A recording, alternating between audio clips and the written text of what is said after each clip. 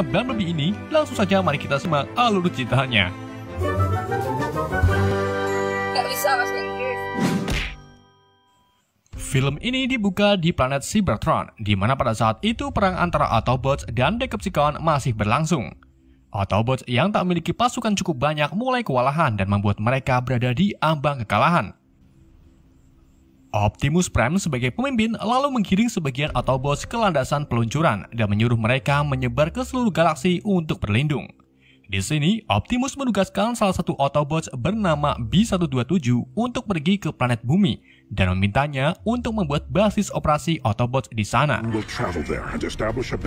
Sebelum pergi, Optimus berpesan kepada B-127, yaitu jangan pernah menghabiskan waktumu untuk push rank.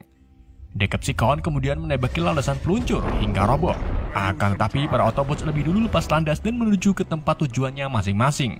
Sedangkan Optimus Prime memilih pergi yang entah kemana tujuannya. Scene kemudian berpindah ke bumi, tepatnya pada tahun 1987 di California, di mana pada saat itu para agen Sektor 7 sedang berlatih main congklak di tengah hutan. Di saat mereka sedang asik-asiknya bermain, tiba-tiba sebuah bara api dari langit jatuh tepat di lokasi mereka berada. Agen berpangkat tinggi bernama Jack Brown lalu marahi atasannya karena telah menjatuhkan bom di lokasi latihan. Akan tetapi itu bukan bom maupun bara api, melainkan sebuah robot berwarna kuning yang ternyata adalah B-127. Takut akan di Smackdown, B pun langsung melarikan diri. Jack lalu memerintahkan semua agen untuk mengejar B serta menembakinya.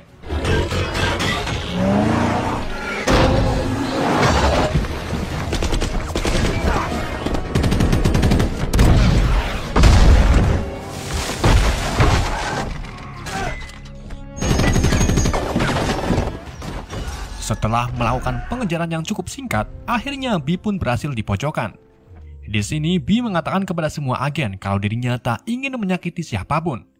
Setelah itu muncullah pesawat jet yang terbang di atas mereka. B lalu menyuruh semua agen untuk melarikan diri karena pesawat tersebut bukanlah dari bumi. Benar saja, pesawat jet tiba-tiba menjatuhkan satu misil ke arah mereka, dan ternyata itu adalah Decepticon bernama Blitzwing. Blitzwing lalu mengajak B untuk bertarung.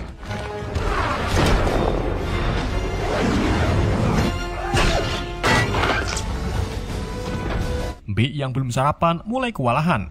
Blitzwing kemudian menanyakan tentang keberadaan Optimus Prime dan juga Autobots lainnya. Akan tetapi B menolak. Hal tersebut membuat Blitzwing marah. Ia langsung mencopot kotak suara B lalu melemparkannya ke bawah tebing. Setelah itu, Blitzwing menekak B dan akan membunuhnya. Tetapi B dengan sigap mengambil misil milik Blitzwing yang kemudian ditancapkan ke dada Blitz, lalu menembaknya sampai hancur. Kini kondisi B semakin lemah, sistem memorinya juga telah rusak yang membuat B hilang ingatan. B lalu berjalan menuju sungai, kemudian ia melihat mobil Volkswagen Beetle milik seorang yang sedang piknik, dan memindai mobilnya sebagai bentuk penyamaran. Beberapa bulan gak tahu kemudian di kota Brixton Falls, California, seorang gadis bernama Charlie Watson baru saja bangun dari tidurnya. Charlie ini merupakan mantan atlet renang yang telah mendapatkan banyak sekali penghargaan. Charlie tinggal bersama ibunya bernama Sally, ayah tirinya bernama Ron, dan adik laki-lakinya bernama Otis.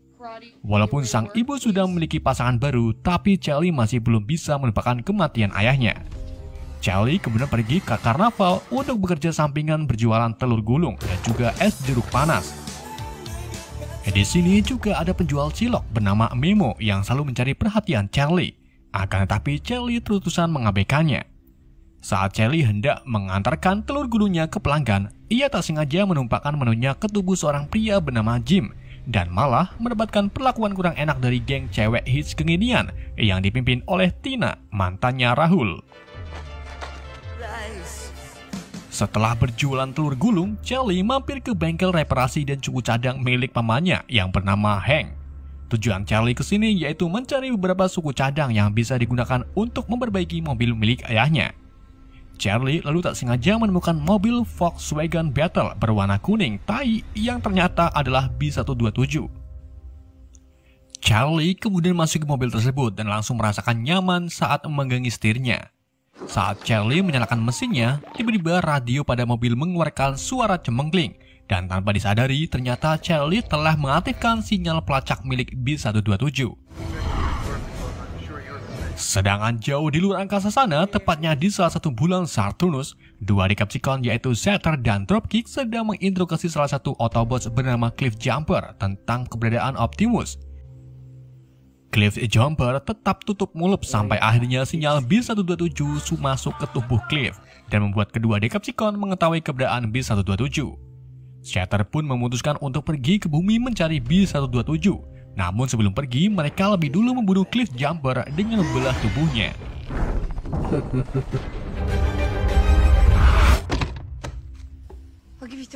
Kita kembali lagi ke bumi. Setelah Charlie mendapatkan beberapa suku cadangnya, Charlie menanyakan tentang mobil Volkswagen kepada Paman Hank. Namun Paman Hank menghiraukan pertanyaan Charlie dan lebih memilih menonton sinetron kesukaannya, yaitu Mbak Andin.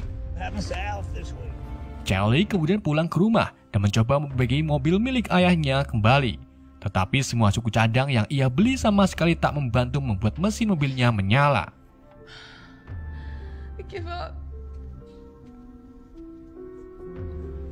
Keesokan harinya, bersamaan dengan ulang tahun Charlie yang ke-18, ibu dan ayah tiri Charlie memberikan sebuah kado yang isinya sangat tidak menyenangkan, yaitu helm Pogo dan juga sebuah buku berisi password GTA San Andreas. Tentu saja Charlie sedikit kecewa karena hadiah yang diinginkannya adalah mobil baru.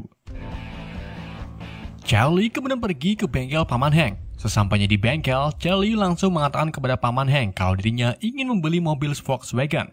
Namun Charlie tak membelinya dengan uang, melainkan dengan jasa bekerja di tempat ini selama 1 tahun. Charlie juga mengatakan kalau hari ini adalah hari ulang tahunnya. Paman Hank yang baik hati lalu memberikan mobil tersebut secara gratis dan tak perlu membayarnya dengan jasa. Charlie kemudian membawa mobilnya ke rumah dan memakaikannya di garasi. Di waktu yang sama, tiba-tiba sebuah benda jatuh dari bawah mobil.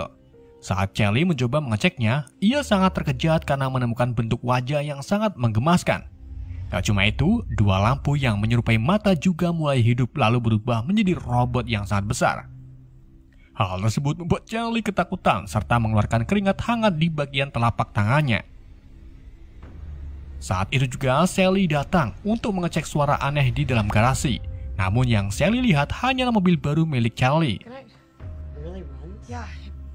Setelah Sally pergi, B-127 kembali lagi ke bentuk robotnya. Kemudian Charlie mencoba menenangkan B yang terlihat ketakutan. Keduanya lalu mulai memperkenalkan dirinya masing-masing. Karena bentuk B yang seperti lalat, Charlie pun memberikan nama kepada B Bumblebee yang artinya tawon. Bumblebee. Di sisi lain, tepatnya di Texas, pasangan suami istri bernama Roy dan Amber terlihat ribut karena Roy menghabiskan uang tabungannya untuk membeli mobil baru.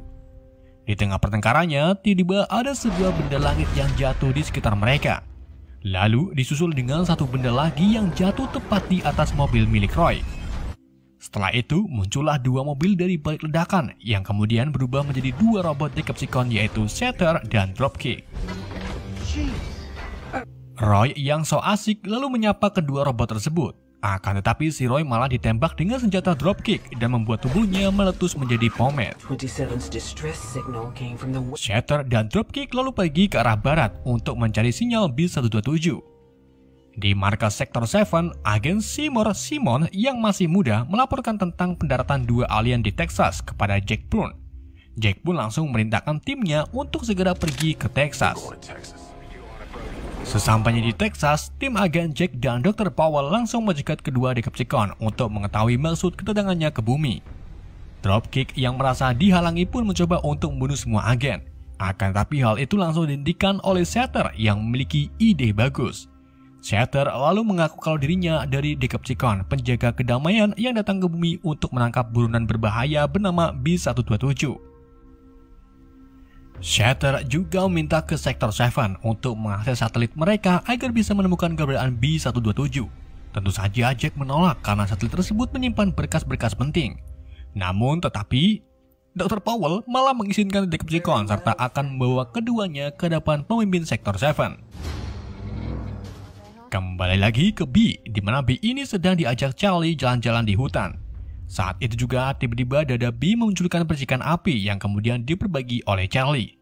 Namun saat diperbaiki, Charlie malah tak sengaja mengaktifkan pesan hologram dari Optimus Prime yang terputus-putus. Hal tersebut membuat B sedikit ingat tentang kejadian terakhir kalinya ia meninggalkan Cybertron, di mana pada saat itu Optimus sedang berjuang sendirian.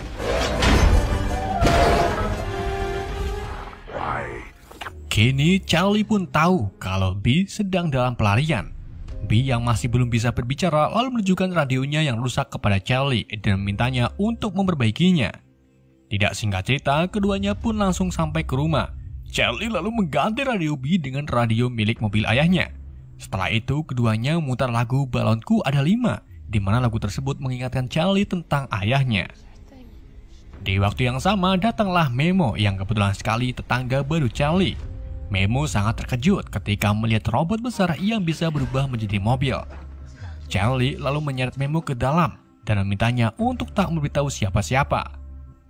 Setelah itu, Charlie memperkenalkan Memo kepada B yang kemudian disapa oleh B. Dan hal tersebut membuat Memo tak takut lagi dengan B. Di dalam markas Seven, Jack, Powell, dan pemimpin mereka Jenderal Whelan terlihat sedang mendiskusikan tentang kedatangan dua Decepticon. Powell lalu meyakinkan Jenderal Whelan untuk bekerja sama dengan Decepticon agar kita bisa belajar ataupun bereksperimen dengan teknologi mereka. Jenderal Whelan pun akhirnya setuju dan membiarkan Decepticon menggunakan satelit mereka. Shatter dan Dropkick kemudian diperkenalkan dengan jaringan komputer milik Sektor 7. Tetapi di sini Shatter lebih tertarik dengan jaringan telepon untuk mencari tahu keberadaan B. Keesokan harinya, Charlie dan Memo membawa B pergi jalan-jalan. Mereka lalu mampir ke tempat tongkrongan anak-anak hits yang sedang melakukan trip summer. Charlie dan Memo pun ikut bergabung dengan mereka. Saat itu juga Jim akan melakukan lompat bebas dari atas tebing. Kemudian B dengan sengaja mendorong Charlie agar ikut terjun bersama Jim karena Charlie juga mantan atlet renang tingkat kecamatan. Namun saat Jim mulai melompat, Charlie malah mundur dan tak mau melakukan lompatan bebas. Hal tersebut membuat Charlie diejek oleh Tina and the gang. Gak cuma itu, Tina juga menyinggung tentang ayah Charlie yang sudah meninggal.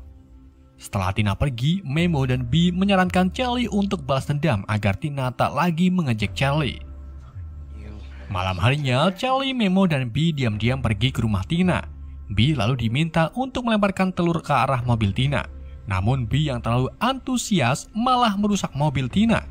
Charlie dan Memo pun langsung mengajak B untuk pergi dari rumah Tina. Tina.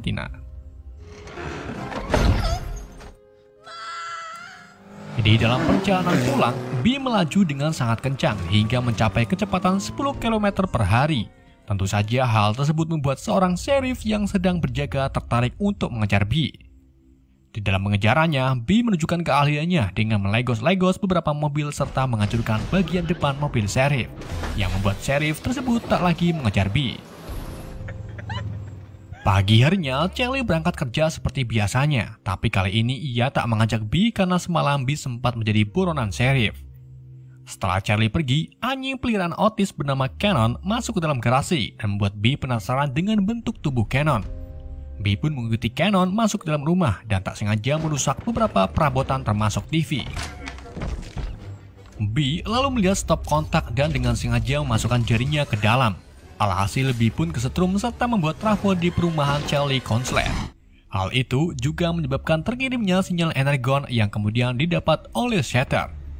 Setelah mengetahui keberadaan B, agen Sektor 7 pun membantu Shatter untuk menangkap B. Memo yang hendak pergi membeli kecap lalu melihat kalau B sedang mengamuk di dalam rumah. Ia pun menghubungi Charlie untuk segera pulang. Sesampainya di rumah, Charlie dan Memo mendapati kalau semua ruangannya telah hancur. Memo pun membawa B keluar sedangkan Charlie membersihkan perabotan yang rusak. Di waktu yang sama, Sally datang dan langsung kaget melihat rumahnya berantakan. Sally pun memarahi Charlie karena berpikir itu ulahnya. Charlie lalu membalas kemarahan ibunya dengan mengatakan kalau dirinya belum bisa menemukan kebahagiaan semenjak ayahnya meninggal. Setelah itu, Charlie dan Memo pergi bersama B untuk menenangkan perasaannya. Namun saat di tengah jalan, mereka dihadang oleh Jack dan juga agen Sektor 7 lainnya. Saat Memo dan Charlie ditangkap, B langsung berubah menjadi robot lalu melindungi Charlie dari Sektor 7. Kemudian B melarikan diri sambil membawa Charlie. Namun sayangnya B dihadang oleh Shatter dan Dropkick. B dihajar habis-habisan lalu disetrum menggunakan ceklikan korek gas. Saat Charlie hendak menolong B, ia malah ikut-ikutan kesetrum dan pingsan. Charlie kemudian terbangun di kamarnya sendiri. Charlie berjalan keluar dan menemukan agen Jack sedang memberitahu Sally kalau Charlie mencuri barang milik pemerintah. Tentu saja Charlie marah karena itu tak benar. Charlie mencoba menjelaskan tentang B, akan tetapi ia malah disuruh masuk ke dalam kamarnya oleh ibunya. Setelah itu, Charlie diam-diam pergi dari rumah untuk menemui Memo. Namun aksinya itu diketahui oleh adiknya yaitu Otis. Charlie pun langsung mengiming-imingi Otis Diamond FF gratis jika Otis mau bekerja sama. Tentu saja Otis tak menolak. Mereka lalu masuk ke dalam rumah Memo dan disambut baik oleh Memo itu sendiri. Di dalam kamar, Charlie melihat berita televisi yang menampilkan Sektor 7 mendirikan camp operasinya di pangkalan udara McKinnon. Charlie pun yakin kalau B berada di sana. Charlie kemudian memutuskan untuk pergi ke McKinnon bersama Memo. Namun sebelum pergi, Charlie meminta Otis agar tak memberitahu hal ini kepada ibunya. Sesampainya di pangkalan, Charlie dan Memo menemukan kalau B sedang diinterogasi oleh Shatter dan Dropkick tentang keberadaan Optimus. B terus-terusan dihajar sampai akhirnya munculkan pesan hologram dari Optimus yang isinya tentang misi B membangun camp Autobot serta melindungi bumi. Mengetahui hal tersebut, Shatter pun memutuskan untuk tetap di bumi karena ia tahu Autobots bakalan kesini. Shatter juga mengatakan kalau dirinya akan menggunakan menara satelit untuk memanggil para Decepticon serta akan menghancurkan planet bumi. Dr. Powell yang pada saat itu sedang nyimak langsung menghubungi Jack kalau selama ini Shatter adalah musuh. Setelah itu, Dropkick langsung bunuh Powell dengan senjata penghancurnya. Shatter lalu menemukan menara terdekat dan tanpa pikir panjang, ia langsung pergi ke menara tersebut bersama Dropkick. Sedangkan Charlie dan Memo menghampiri B yang sedang sekarat. Charlie lalu menembak B dengan peluru setrum dan berharap B bisa kembali tersadar. Awalnya B tetap tak bangun, namun saat Charlie putus harapan, B pun langsung terbangun tetapi kondisi tubuhnya sangat lemah. Gak lama kemudian datanglah Peacemaker beserta yang lainnya. Mereka meledakkan gerbangnya dan tak sengaja melukai Charlie serta Memo. Jack lalu menyeret B keluar dari pangkalan. Charlie mencoba meminta Jack untuk tak melukai B. Akan tapi Jack malah mendorong Charlie ke tanah. Hal tersebut membuat B marah. Ia pun bangkit kembali dan langsung menyerang para agen sektor.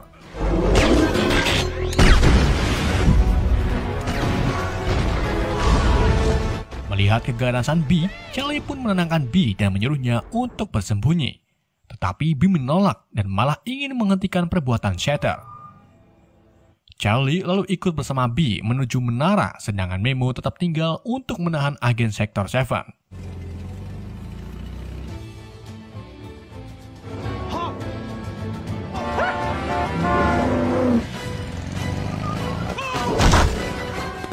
Di rumah Charlie, Sally berbati kalau Charlie telah kabur dari kamarnya.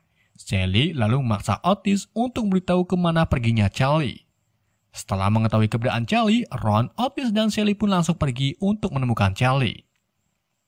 Tidak singkat cerita, Ron akhirnya bertemu dengan Charlie yang sedang dikejar-kejar oleh Sektor 7. Ron lalu membantu Charlie dengan menghalangi Sektor 7 dan hampir membuat kecelakaan beruntun.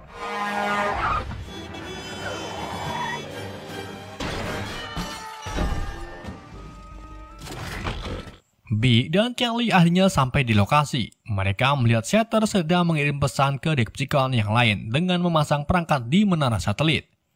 B lalu menyembunyikan Charlie di dalam tong sampah, sedangkan dirinya memutuskan untuk menyerang Shatter dan Dropkick. Dropkick lalu turun tangan untuk melawan B, sedangkan Shatter terus mengirim pesan ke Decepticon. Pertarungan antara B dan Dropkick mengakibatkan rudal milik Dropkick menghantam tempat sama dan mengakibatkan Charlie terlempar. Charlie lalu mencoba membantu B dengan menaiki menara.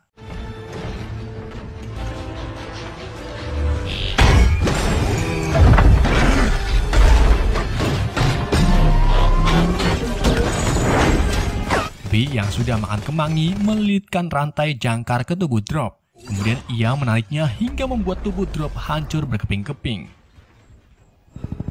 Di waktu yang sama, Jack datang dengan mengendari heli. Namun sayangnya Shatter langsung menembak Jack dengan misil yang menyebabkan helikopter tersebut jatuh. Untung saja Bee dengan sigap menyelamatkan Jack. Charlie kini telah sampai di menara dan mencoba mencopot pangkerangkatnya. Tetapi Shatter datang dengan bentuk pesawatnya. Melihat Charlie dalam bahaya, Bee pun menembakkan misil ke arah Shatter, membuat Shatter terjatuh. Kemudian dilanjut dengan pertarungan melawan Bee. Setelah mengotak-atik terlalu lama, akhirnya Charlie berhasil mencopot perangkatnya. Sementara Bee yang mulai kewalahan dengan sengaja menembakkan pintu dermaga dan membuat air laut beserta kapal ikan menabrak keduanya.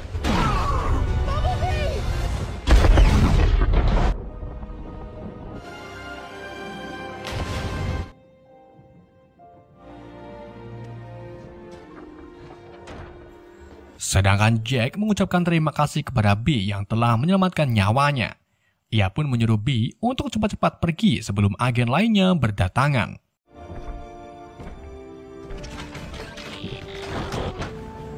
Keesokan harinya, Bee dan Charlie pergi ke sebuah bukit.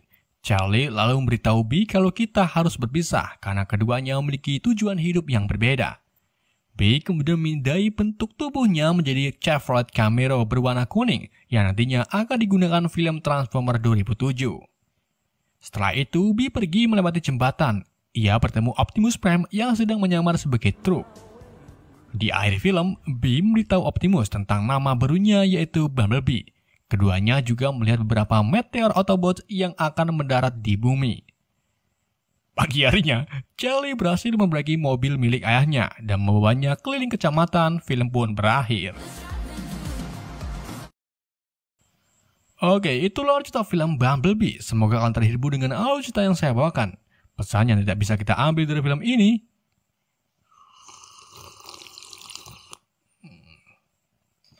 Sekian dari saya. Wassalamualaikum warahmatullahi wabarakatuh.